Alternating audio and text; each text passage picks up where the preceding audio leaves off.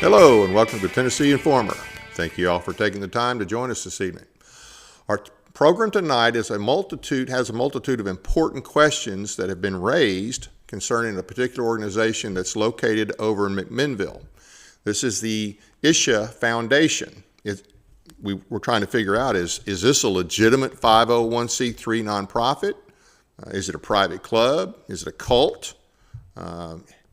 There's been allegations, and everything we're talking about tonight are allegations. I'm not making any claims.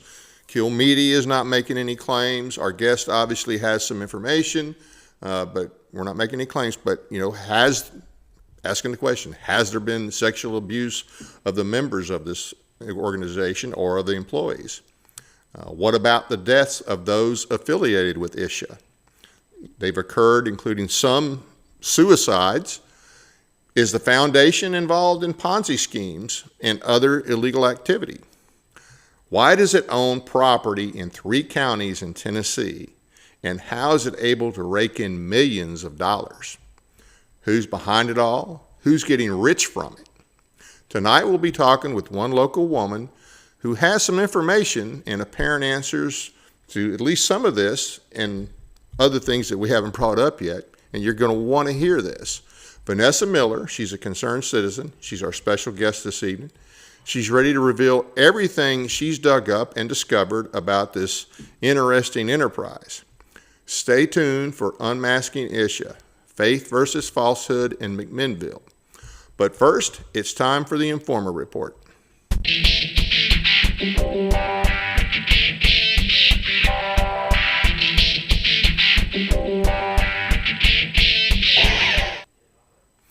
The Tennessee Firearms Association event this past Saturday went very well. General Flynn gave a rousing speech encouraging people to get into the fight and stressed the importance of state and local government and that Trump cannot fix the country all by himself. He's right about that. The MC was Monty Fritz, who just announced this past Friday that he was going to put in and he was applying for the position of governor with the people of Tennessee. We did a special on that you need to see if you haven't already. He reiterated that fact, and he was very well received by most people at the event. Gubernatorial candidate John Rose was also there and spoke about the Second Amendment. However, Princess Marcia, the entitled one, was nowhere to be found. Apparently, she thought it was more important to go to the UT game than speak to members of an organization dedicated to supporting the Second Amendment / Section 26 of the Tennessee Constitution, an issue she claims to support. You would think if she was sincere about the issue, she would have been there and could have attended another UT game later in the season. Here she is with Randy Boyd, also known as La Raza Randy from the 2018 governor's race. During that race, he was exposed as being very pro-illegal alien, and he's also the chancellor of the UT. Now, you got to wonder, is Boyd maybe not responsible for some of the woke garbage still coming out of the University of Tennessee? Speaking of Marcia, let's not forget that she pushed the changes to the RNC platform that weakened the stances on life to merely opposing late-term abortion while promoting access to birth control and IVF treatments, which that's not the government's responsibility. That's not a Republican position to provide those things. This platform also failed to defend marriage as being between one man and one woman. The people that opposed these changes, that wanted a stronger platform, they were steamrolled by the RNC to make it harder to stand for life and conservative values. And they just really did not want to hear from the conservatives, from everything I can tell. And all these watered down provisions ended up in the RNC's 2024 platform. The Tennessee GOP wasn't happy with the watered down version and created their own version for the state. And they're known as the TNGOP Guiding Principles for the Tennessee Republican Party. So if Marcia becomes governor, which version of principles will she follow? The ones she dutifully passed at Trump's request, or the ones the state GOP passed that are more in line with most truly conservative Republicans in Tennessee? TDS, Trump Derangement Syndrome. I've talked about this before, but I think it's worth hitting again. Virtually all on the left have TDS, and they hate anything and everything Trump does and says just because it's Trump. Unfortunately, there are many on the right that believe any and everything Trump does is fine since it's coming from Trump. That's a dangerous mindset. Our standard should be the Constitution and the understanding of presidential powers that were created at the time of ratification. Now, newsflash, those powers were considerably less than we've experienced in most presidents, really since Lincoln, which was the true beginning of an exalted executive power that is clearly counter to the plain language of the Constitution, the Federalist Papers, which explained how the Constitution was supposed to work, and the ratifying debates of the states. While we didn't get here overnight and will not be able to address the question overnight, we have to remember that not only is Trump not perfect, and nobody is, but whatever he is allowed to do without clear constitutional authority will be done by the next president and likely added to. While most of the judicial action taken against him has been obvious lawfare by the left and very unlikely and unconstitutional, in fact, even a broken clock is right twice a day. We should be careful not to let our support of Trump and legitimate disgust with the left and judiciary in particular lead us to supporting him when his actions are clearly unconstitutional. The issue of tariffs comes to mind, and the fact that the power to set tariffs is clearly with Congress. We have to keep in mind that the standard has to be the Constitution, not just if we like the result. Do not confuse constitutional, which is any garbage opinion a court comes up with. If you've listened, you have heard me say that there's times when he needs to ignore the court, when they are obviously abusing their power. Remember, the president's main role is to enforce the laws of the land. Who makes the laws? That's Congress, not the court.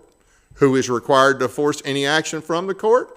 The executive branch, if that action is constitutional. Nobody would say, or nobody should say, that the president is required to enforce an unconstitutional law. Any action a court takes has to be within power given to them by the Congress through the various judiciary acts. They have no power to enforce any opinion unless that power has been granted by Congress, other than hearing cases and giving opinions.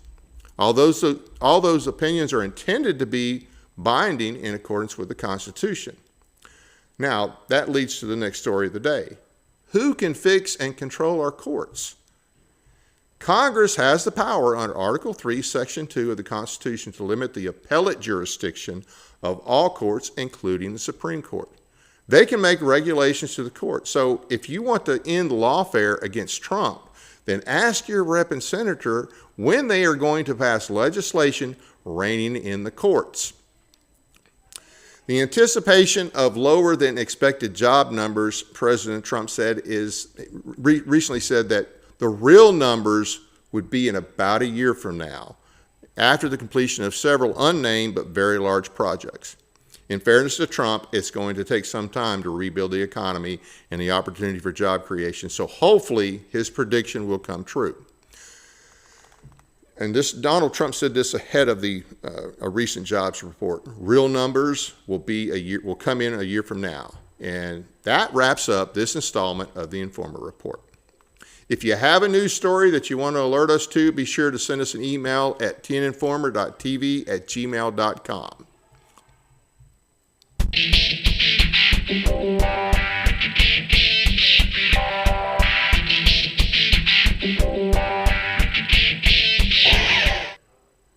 Now a little about our guest, Vanessa Miller. She's a Christian, devoted wife, proud mother, and she is very, very community focused.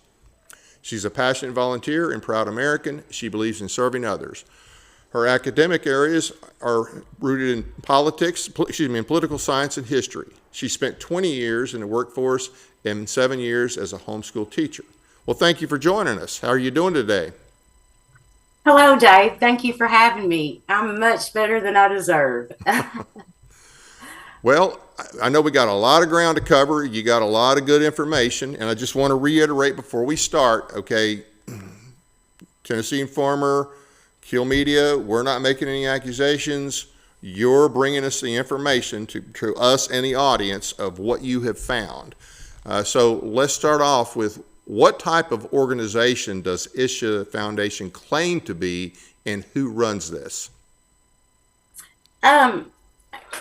ISHA Foundation is ran by Jaggy Vostavash.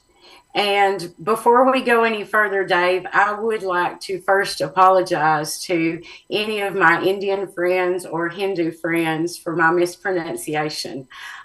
These words are very difficult for me, and I would never want to be disrespectful. And I would also like to continue with that disclaimer.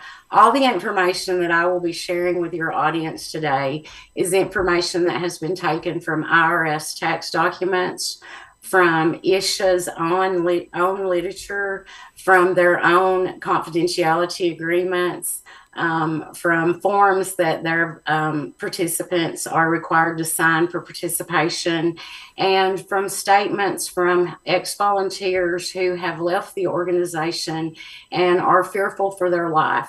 So they have looked for someone to help give them a voice and bring light to that.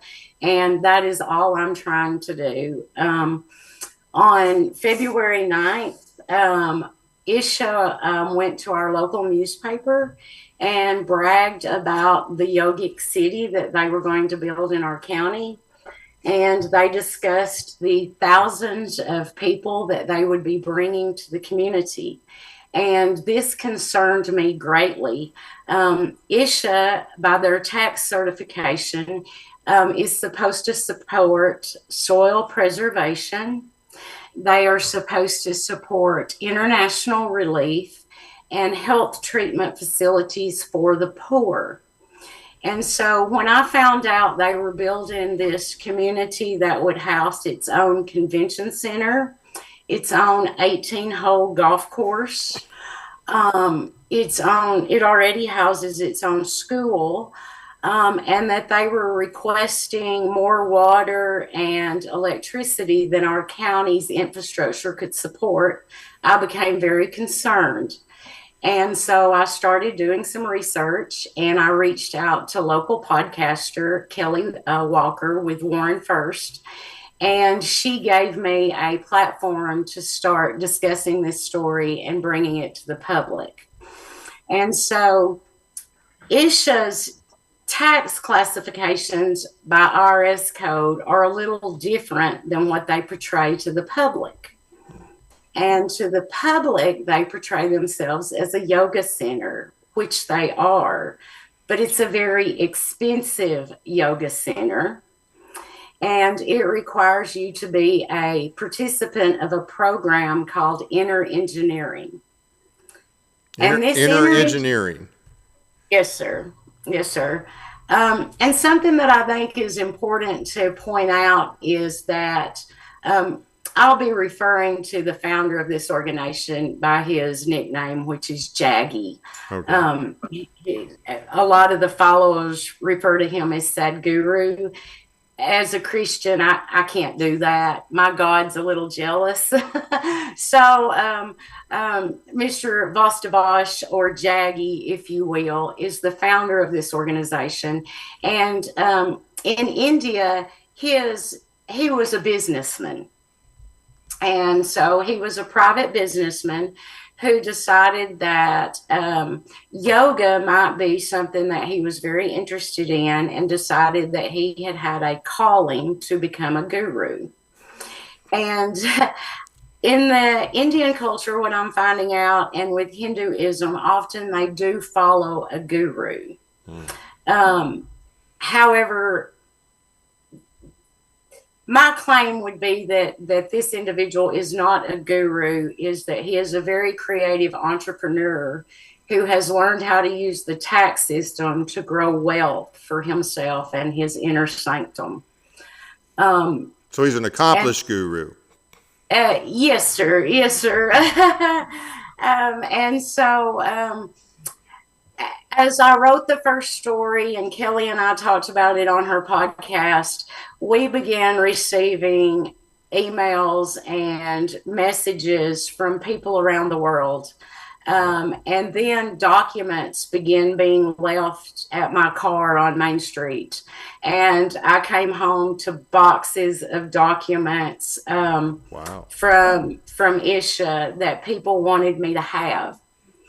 And at first I was very nervous about this and talking to these people anonymously. And as they began sharing their stories, my heart just went out to them because they needed a voice. Now, are so most of these are Indians?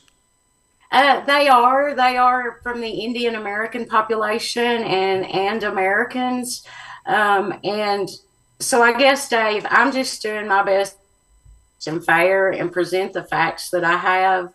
And the American Hindu population, American citizens, and the victims deserve to know the truth. And this organization seems to be taking taking advantage of our tax code, first of all, to benefit themselves and to grow wealth. How are they doing that? Well, they're doing that in a lot of various ways that I can tell, and I'm no forensic audit. But one thing that you can take a look at is so their 501c3 classification is forest conservation, Okay. international relief, and health treatment. Okay. So I guess my question is, how are expensive paid programs that have to do with individual development and self-care, how does that have anything to do with soil, international relief, or outpatient health treatment? These people are paying to go to seminars that help them be better individuals. That's not a nonprofit. That is a for-profit business. Right. How do they define international relief? Do you know? I do not know. I've not been able to find that. I have been able to find where they send their money internationally, or actually how much they send. Oh, let's talk about that. Yeah, when you take a look at their 990s, Dave, and I've went back about 5 years. When you look at Schedule F Part 2, where they have to list the entities and organizations that they pay outside of the United States, they leave the name of the organization, the IRS code section, the region blank. How are they allowed to do that? It's very vague. Well, I have had a local CPA take a look at that, and they say that a form like this would have never left their firm. And so I pulled Tony Robbins's form because Mr. Robbins also has a nonprofit foundation, and he does a similar type service as Mr. Jaggy does. Mm-hmm. And so I noticed that his form is filled out completely and lists, it's really hard to see on here, but you can see how every space is filled in. Right, okay. Okay, on ISHA's, you can see that it tells this money was wire transferred, but it doesn't tell where it went. Do the documents say who did the filing, who the CPA was? They did. It's actually a firm out of Atlanta, and from what I can tell, each year their CPA changes. So for the last 5 years, well, you know, it seems a little strange to me, Dave. I've been with the same accounting firm for about 10 years now, so I don't know why you would change every year. I've heard of circuit preachers. I've never heard of a circuit CPA. Exactly. So when I started looking at these documents, that brought questions and concerns to me. And ISHA claims to be transparent. Well, if you're transparent, why is it a problem for you to tell us which foreign entities you're donating to? Right. This could be supporting terrorism. Okay. This could be supporting human trafficking. This could be supporting arms deals. And, you know, that may sound far-fetched, but historically, when you look at cults Yep. And I will add that cults are not illegal in the United States, Right. but historically, they have all been involved in illegal activities because they have to fund Right. their cult some way. And sooner or later, people catch on and quit drinking the Kool-Aid. Yeah. So, Hopefully in time. yes, hopefully in time. So I have spoken with local veterans groups who are very concerned that some of this money leaving the country could be going to fund things that work against America. Right. So what I would say to ISHA is, if I'm wrong, please prove me wrong. Just tell us where you transferred the money. I also looked at a Samaritan's Purse. Samaritan's Purse is happy to tell you where they send their money globally and how it's being spent. Right. So I don't understand why ISHA feels like they're special or they shouldn't be as transparent as the other nonprofits operating in America. How much property do they own, ISHA? Oh, wow. Let's get down to that. Let me find my notes. Now, that one form, did it show how much money they brought in? Can you tell the audience how much money they brought in? Oh, let me get to my little notes here and I'll tell you.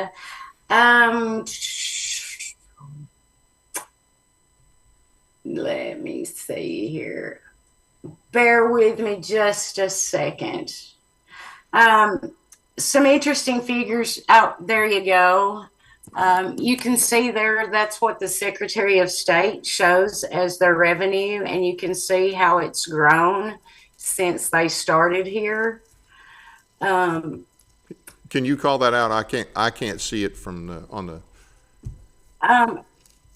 In the 12/31/2023, their fiscal year ended with $50,931,015 in revenue.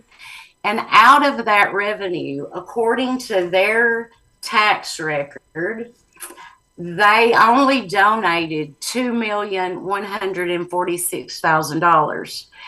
And as you guys probably know, in the United States, the standard for a nonprofit is to donate 70% to their mission and 30% to their administrative cost or less. Right. A lot of our nonprofits, like St. Jude's and Samaritan's Purse, operate at like 95% to their mission.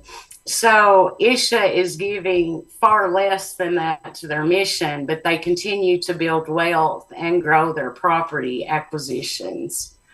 And let me flip over here and I'll tell you about the properties. In Tennessee, they own 22 to 26,000 acres of land. Wow. Is that all in Warren County? That is in Warren County, yes. They also own property in Van Buren County, Sequatchie County, and Grundy County. Wow. And in Van Buren County, they have almost taken over the number of registered voters. Wow. Now, do they have facilities in all these counties, or they own the land? Well, that's an interesting thing, Dave. They have strategically placed their facilities across all three counties, creating a jurisdictional nightmare.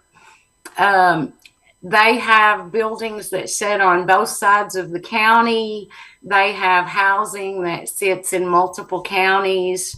When you enter into their front gate, that is one county's jurisdiction. When you pass a certain point on their property, it becomes another county. So to me, the placement of the facility seems a little odd. Like, I don't understand why you would complicate your utilities and your taxes by spreading it across three jurisdictions unless you were trying to create some sort of smoke and mirrors, possibly. Mm-hmm. And that again is not an accusation, just a question. Why did you do that? How many acres where the main foundation is, the main campus? Do you know how many acres that is? I do not know that right offhand. But you say it's like its own little community, right? Yes, it's its own little community. It sits on two sides of Highway 8, and it begins in Warren County and crosses over into Van Buren County. All the property is gated. And yes, you can enter the property during business hours, and you can visit the hiking trails, but you cannot participate in their programs without making significant investments, without signing certain forms. Non-disclosure forms? Yes, sir. Yes, sir. Is that normal for a charity to have a non-disclosure form? Well, That doesn't sound normal to me, but. Me either. I go to a lot of lectures and a lot of church events, and I've never been asked to sign a non-disclosure. I've never been asked to take a vow of silence about the activities that we participate in. Even as a little sister at a fraternity, I wasn't asked to sign a non-disclosure act, and we probably should have signed them. Well, they weren't counting on anybody remembering anything, so that's different. Yeah, that's true. Very true. So, what are the worst things that's been brought to your attention, or that people have told you or shown you evidence? What are some of the, other than financial concerns, what are some of the other things that people have brought to your attention? Well, the reason that I have continued on with this, and it is on my heart for the coalition of attorney generals to review this organization, is the abuse. I have talked to parents who have found out that their children have been sexually abused, or that they felt that their children were being groomed for certain behaviors. I have talked to women who have told me that they have been brought here under the guise of inner engineering and helping them reach another level of spirituality. And once they have turned over their assets and begin to question anything, they've been kicked to the curb. I've talked to fathers who have lost touch with their children because they went to a weekend seminar at ISHA, and then suddenly they were a part of this and they were no longer allowed contact with their family. I have talked to individuals who followed him for years and thought that he was their guru, and thought that he was helping them to do better things and make the world better, only to find out that that wasn't true, that he was rather misleading. The slide that we're looking at right now was sent to me by one of the ex-volunteers who was, I think, a practicing Hindu when she came to ISHA. And so for her, finding her guru was very important. And, it would kind of be like us as a Christian, and all of a sudden we found out that our preacher and the one that we'd been going to for counseling was a con man. Right. And so these people are very, they're hurt, they're embarrassed, they're scared. Some of these individuals have been privy to information where he has tried to hire people to take out competing gurus. Has the local law enforcement been informed of any of this? Oh, absolutely. And our local sheriff's department is very responsive and very much wants something to do about ISHA. They realize that a lot of the things that are going on are above their chain of command. But they visit ISHA often. They are aware of things that are going on. They have asked for help from the TBI and the other powers that be to do what we can to get this organization looked at. Have they gotten any help? Not a lot. I think our local sheriff's department is frustrated. Um, you know, I think a lot of people are fearful. ISHA likes to throw around defamation cases. They like to threaten people with suing.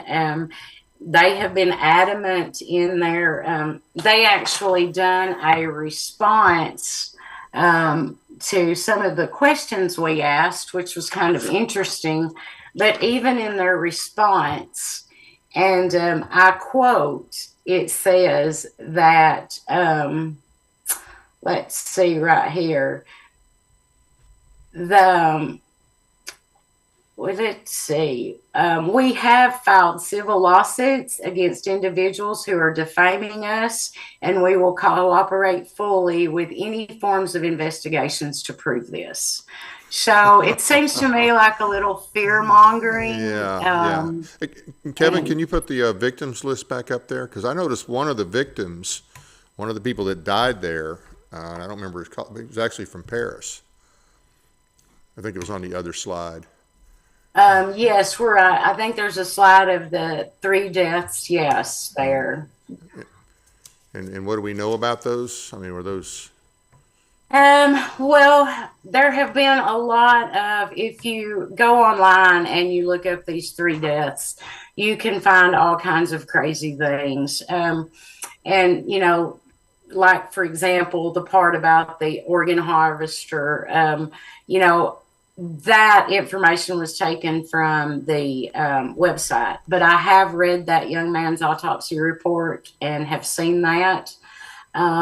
So there is a lot of mystery surrounding that death. So somebody did take his organs?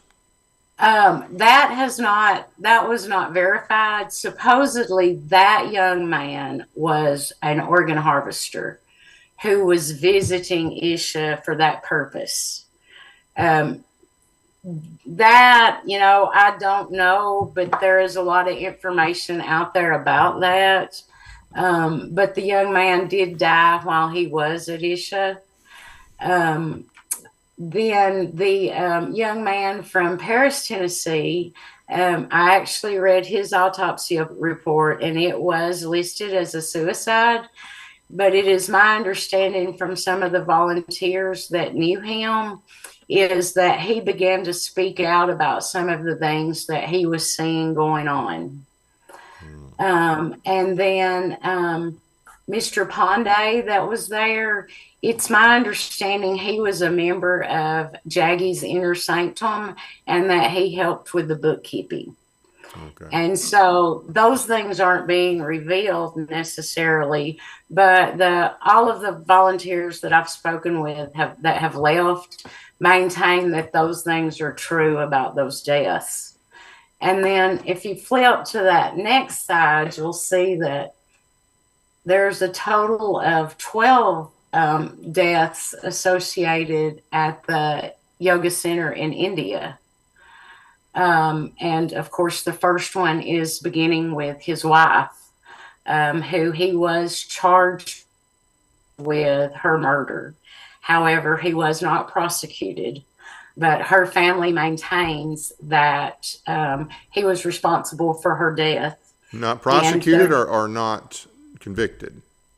He was not convicted. I apologize. Okay. He was not convicted. But recently in the Indian courts, there has been a volunteer or a witness come forward and say that she was there that night and that there needs to be action taken to prosecute him.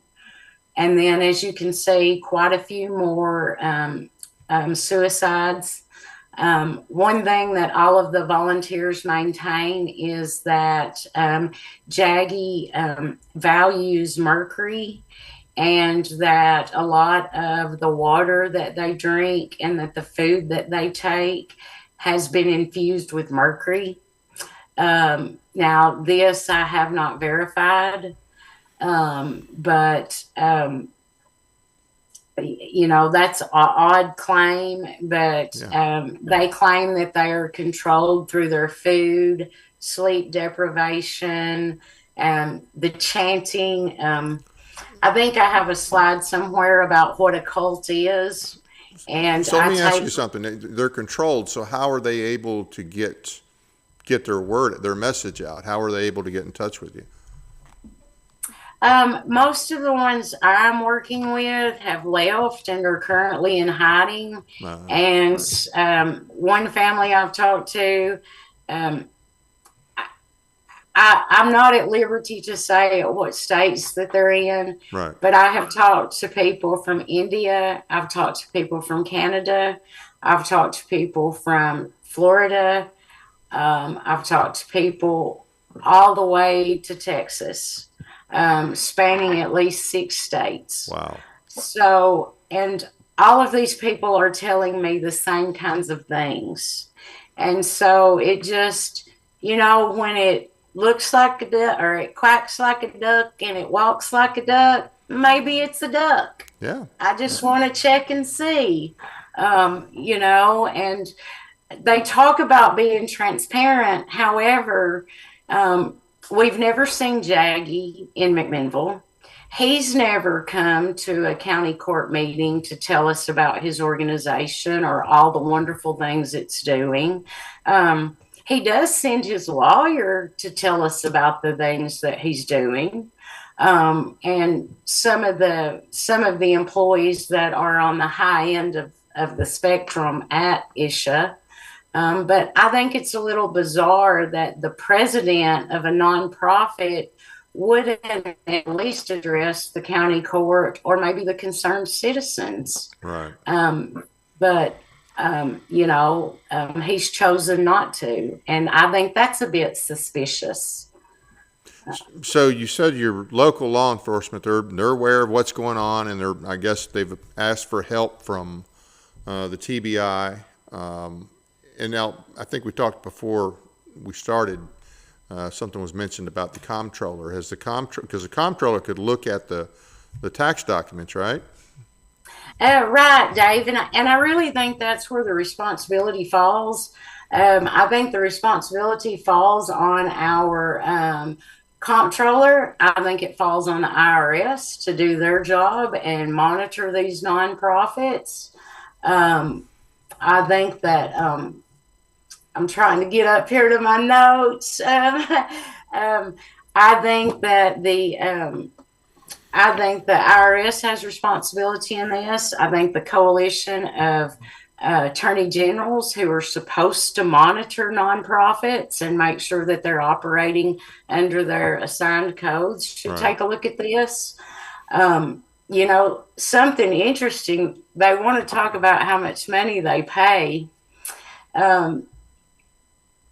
They paid $299,000 in property tax to Warren County. They own an additional $15,199,000 worth of property that's not taxed. How? You tell me, Dave. And that's all I want. I want the State Board of Equalization to tell me how that $15 million worth of property is considered tax exempt when it's used for inner engineering, when it's used for private conferences that support his business and not his mission. I want the IRS to tell me why he still has this tax code.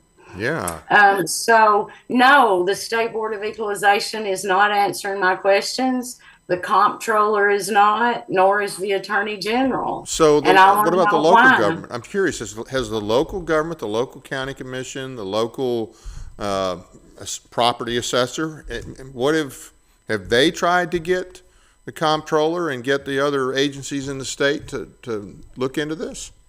They have, and I've actually met with our local property assessor, and she has done her due diligence. She has actually had to hire attorneys for the county to sue them at the state level because they have taken it to the State Board of Equalization. She has succeeded in getting some of that turned over, but what I keep hearing from my local authorities is that once they get to that state level, ISHA seems to have the upper hand. So I just want some accountability from my state officials on this matter. Yeah, everybody should. So how long has this institution or this foundation been there, and how far back do these tax issues go? Is this like just a recent issue with the taxes, or is this an ongoing issue with the taxes going back years? This issue is going back years. And as they have built and added on facilities and condominiums and home lots, they have just tried to continue to sanction all of those buildings under that nonprofit status and maintain that these buildings are being used for the mission. Well, you know, you can look at some of the documents that I've put up about like the home lots and things. These are being used for motels.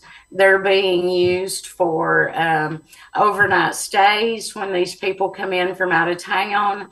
And recently, ISHA has agreed to pay the tourism and hotel tax to Warren County. But again, who's going to enforce it? Are all $15 million worth of their non-taxed properties going to be included in this? And who is responsible for making them pay those back taxes that are owned? Do you know of other, I'm curious, do you know of other big property owners in your county? And I'm sure there's nobody that's got, or probably nobody that's got $15 million worth, but is there anybody else that's, you know, historically behind on their taxes and nothing's been done about it? I mean, is this a problem with other people, or is this just a problem with the foundation here? Oh, no. In Warren County, let's see. I just went to Darlene's office. We actually have one of the top rates in the state for property tax collection in the state of Tennessee. We are at like 93. I hate to throw out a figure, Gotcha. But it's something around 90+% of property tax that is collected on time in Warren County. So, and it's not necessarily that they pay late, they're just not having to pay on all of their properties. And it's my understanding that the State Board of Equalization has never set foot on Highway 8 and walked these properties and looked at them. And so that's where some of my concern lies also, Dave. Where's the accountability? Who is holding this organization accountable? It just seems strange to me that you're talking that much money, that much property. The county is apparently doing what it's supposed to do, and the state, which, you know, I know people in a lot of other counties, and you know, the comptroller, it's like, yeah, okay, we told the comptroller about X, Y, or Z, but this is pretty significant. It would seem to me, between all the different state agencies you're talking about, that by now somebody would have said, well, let me look into this. That just seems strange. But then you think about the amount of money involved, and it seems even stranger, doesn't it? It does. And something interesting to think about, Dave, is in 2023, if you take a look at their 990, which I did on candid.org, their revenue was $50,927,000, and they only paid $9,350 in sales tax. How do you do that? Hey, listen, my church pays more sales tax for our coffee shop than that. So the numbers don't add up, you know, and they sell things, for instance, like vitamins. Okay. Mercury? These vitamins sell at retail value. So they are not helping the poor by selling these vitamins. Right. Okay. Are they paying their sales tax on these?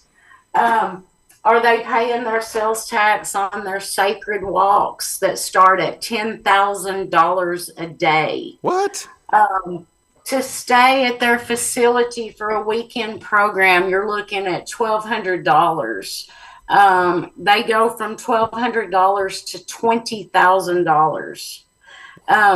So And I will say this, Dave, we talk about the attorney general, not doing anything about it and this, that, and the other. Um, I think about the Rashimi community up in Oregon. Right. And the guru that founded that organization is Jaggie's arch nemesis. Okay. So they've had this little battle going on. Right. Well, that organization did try to take out a hit on the Oregon Attorney General and the U.S. Attorney General. Wow. I wasn't tracking that. Wow. Yeah. So I can understand why some of these politicians and attorney generals might be fearful. But if you're fearful in that position, please resign and let someone take that job that will do it. Yeah. Because at the end of the day, this is a man, and he may have a lot of money, but he's not above U.S. laws. Right. Or Tennessee law. Tennessee law, and Tennessee is losing a ton of money. I think that he's bringing negative connotations to our community. I think he's a poor reflection on American Indians that are in the country.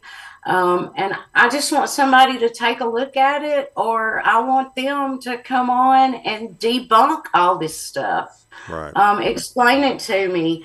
Explain to me how having a golf course and a 15-mile trail system and a park and a sports complex is a nonprofit. Those are amenities that are provided in gated private neighborhoods at country clubs. You don't deserve a tax break for that. No. How can you tell me that you are wanting to be a part of this community when you're trying to deplete our local utilities instead of being a part of the community and join in with us? You want to build your whole separate city. And then, the real estate, every way I've looked at it, it appears to me to be some type of Ponzi scam. It doesn't make sense. At the end of the day, the only people that are benefiting from that real estate are the founding member of ISHA organization and those top board members. How many board members are there? I think there are 7. 7, okay. And all from India? Let me flip over here. I think I have that pulled up. They're all from India? Are they related to Jaggi? Yes, some of them are related. Let's see. And his interesting fact, his son-in-law is the president of their LLC September Bloom, which is the construction company that you are required to use to build your home. Recently, they went public and bragged about using 300 local contractors. Well, according to their tax documents, they bring in their masonry contractor from Texas.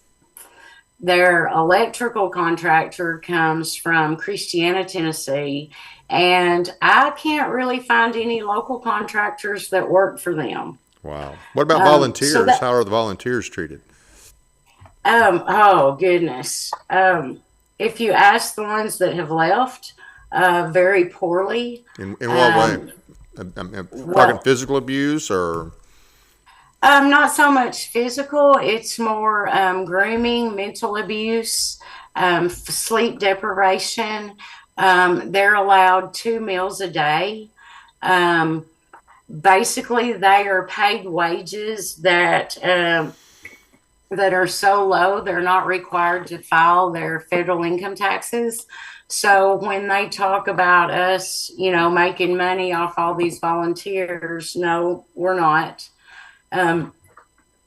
There are, various documents that talk about even how I assume one of their past marketing people left this for me, but this talks about their promotion tactics and their book tours, and about what the volunteers are supposed to say publicly or on their social media.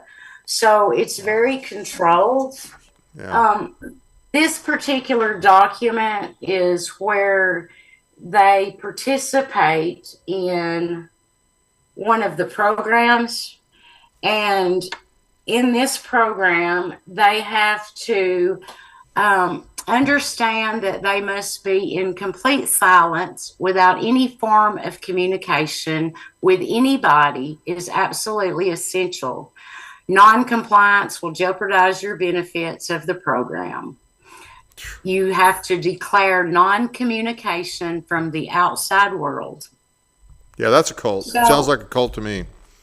yes. That's not I'm just saying that's what it sounds like, you know. Right. Well, if we can put up the quote, is ISHA a cult on that slide, the definitions and characteristics of a cult, those came from U.S. renowned psychologist Michael DeLagon, and he's considered the expert on this in the United States. And those are the classifications of a cult. The highlighted yellow shows you that ISHA meets every one of those qualifications. Wow. And on the surface, I think there are a lot of wonderful people that go to ISHA and they think, oh, I can go up here and practice my yoga, or I can grow in my Hinduism. And then they get there and they find out that's not what it is. And then I think a lot of this underlying stuff is hidden from those happy people who come in and do their $1,200 weekend. Right. One of the saddest stories that has been shared with me is a family from Illinois came down for a weekend seminar, and the wife was taken with JAGI and the Inner Engineering program.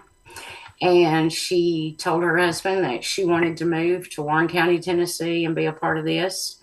And the husband said, this is a cult. No, we're done. We done our weekend of yoga. We're going home.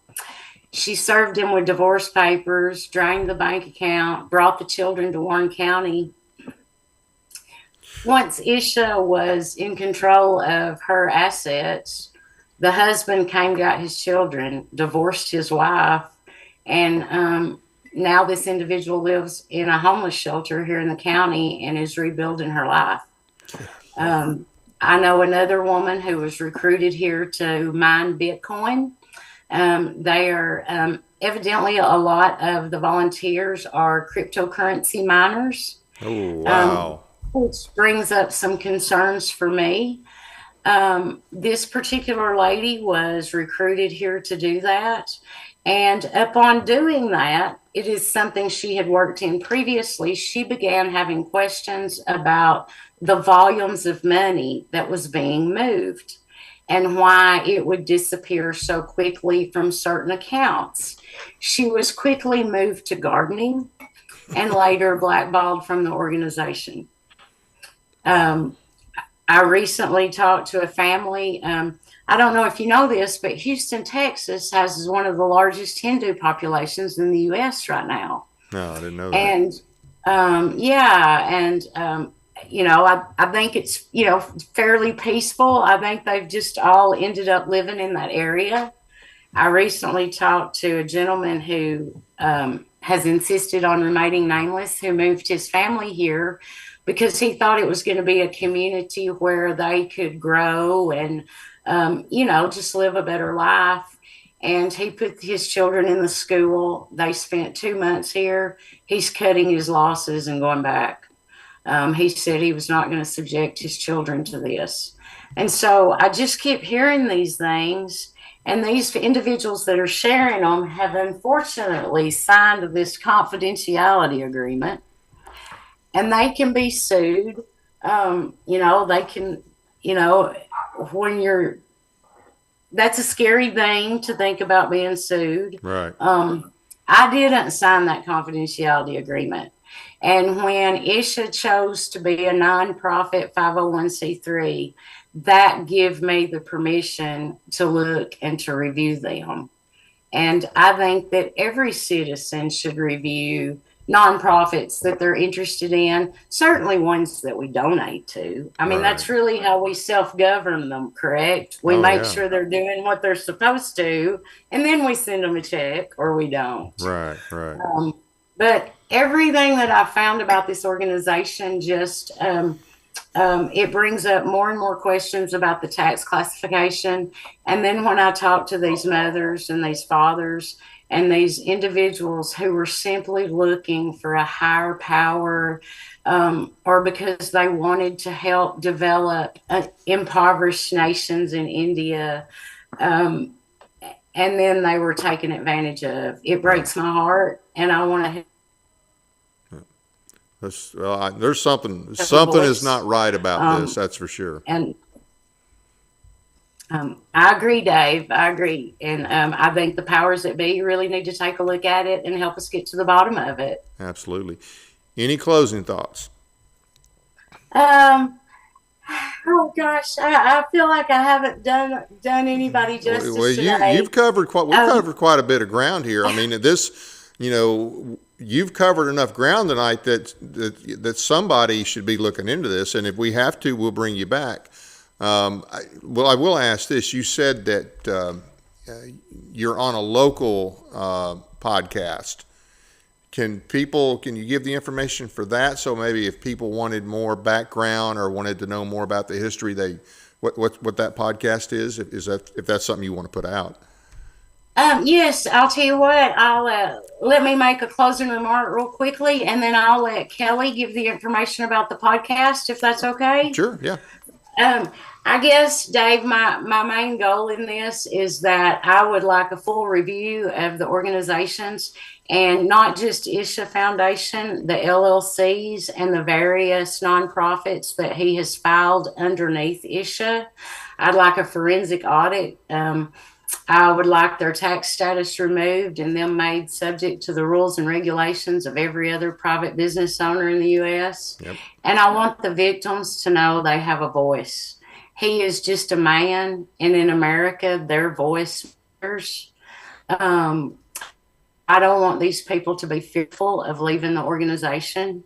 Right. And I just ask that people out there who have watched this and who it's on their hearts, just please pray that we bring desertion to this and bring light to it, and pray for those volunteers who have been brave enough to start sharing their stories. Right. And especially thanks to my friend Kelly Walker, who does the local Warren podcast. Kelly, she focuses on good news for Warren County, and she's allowed me to bring this story to light and get it out there. So Kelly, tell them how to follow you. So Warren First 931 is all local all the time. It's Warren County News. My show is about education, transparency, and information.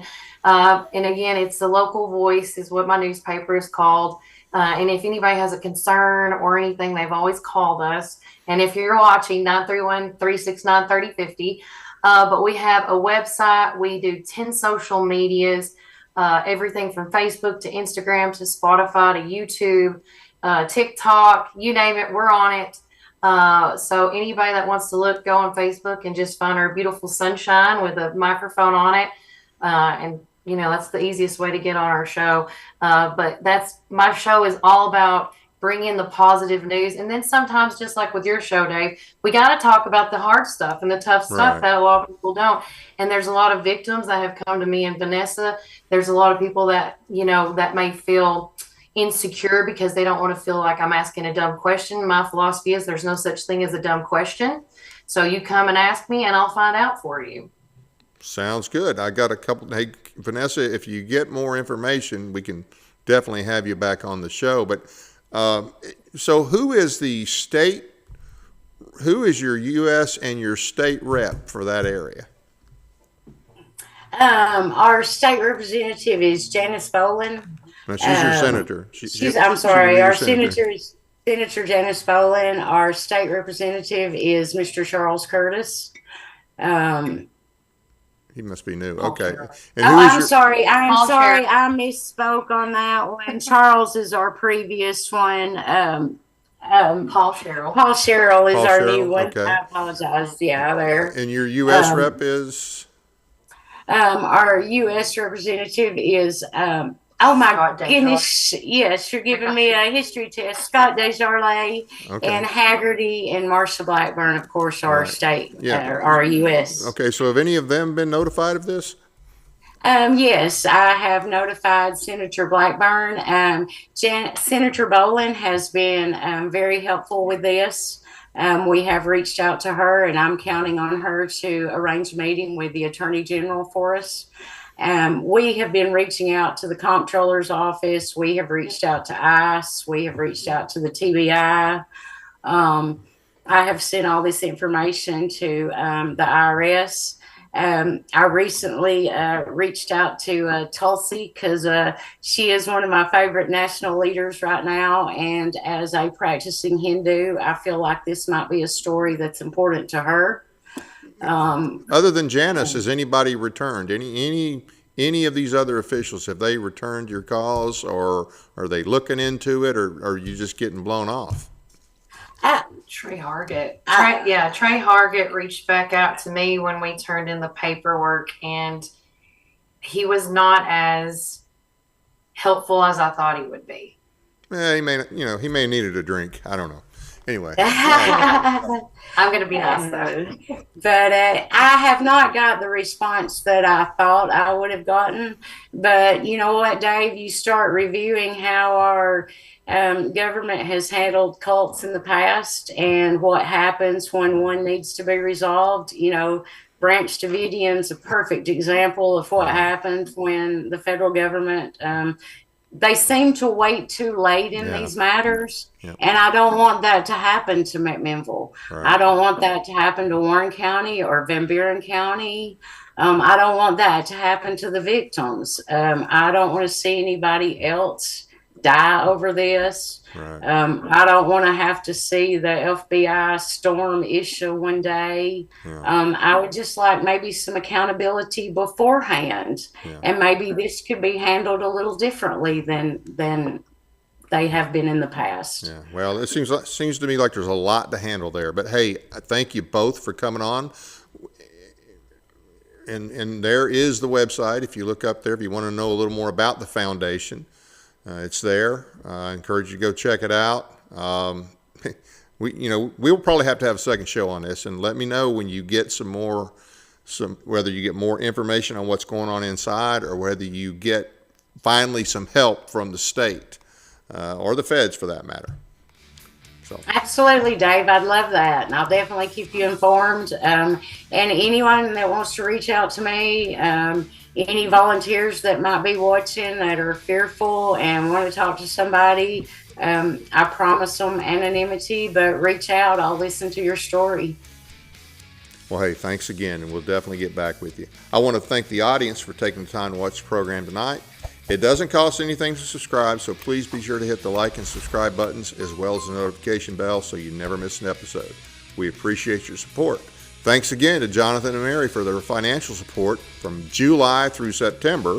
You guys are great. We really, really appreciate that. Check out our audio podcast on iHeartRadio, Spotify, and other platforms as well. Sign up for our weekly newsletter at our website, teeninformer.com. Find and follow us on Facebook and Twitter. A few announcements for you. The Stewart County Republican Party will hold their annual Reagan-Trump dinner at the Stewart County Visitor Center September 11th. Doors open at 5:30. Dinner is served at 6. We will have a candidate forum for the 7th District. This is a special election.